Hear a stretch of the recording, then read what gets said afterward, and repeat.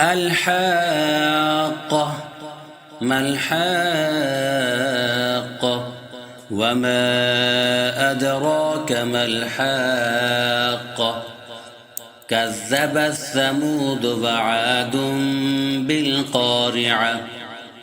فأما ثمود فأهلكوا بالطاغية، وأما عاد فأهلكوا بريح صرصر عاتية سخرها عليهم 7 ليال و8 أيام حسوما فترى القوم فيها صرعا كأنهم أعجاز نخل خاوية فهل ترى لهم من باقية. وجاء فرعون ومن قبله والمؤتفكات بالخاطئة فعصوا رسول ربهم فأخذهم أخذة رابية.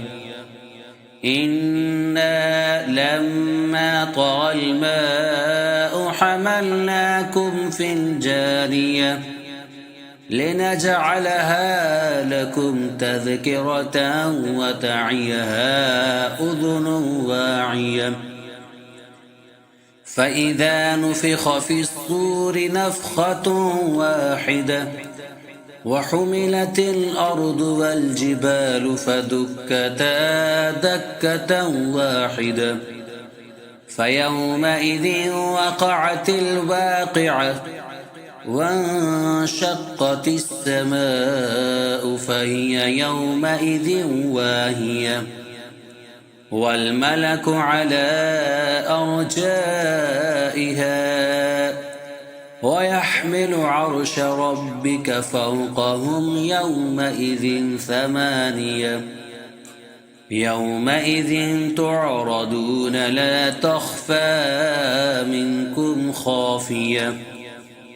فأما من أوتي كتابه بيمينه فيقول هاؤم اقرءوا كتابيه إني ظننت أني ملاك حسابيه.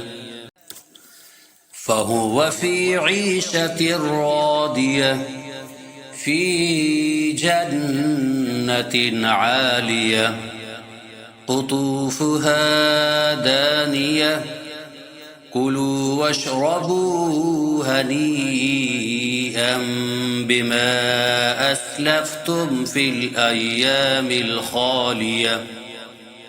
وأما من أوتي كتابه بشماله فيقول يا ليتني لم أوت كتابيه ولم أدر ما حسابيه يا ليتها كانت القاضية ما أغنى عني ماليه هلك عني سلطانيه خذوه فغلوه ثم الجحيم صلوه ثم في سلسلة ذرعها 70 ذراعا فاسلكوه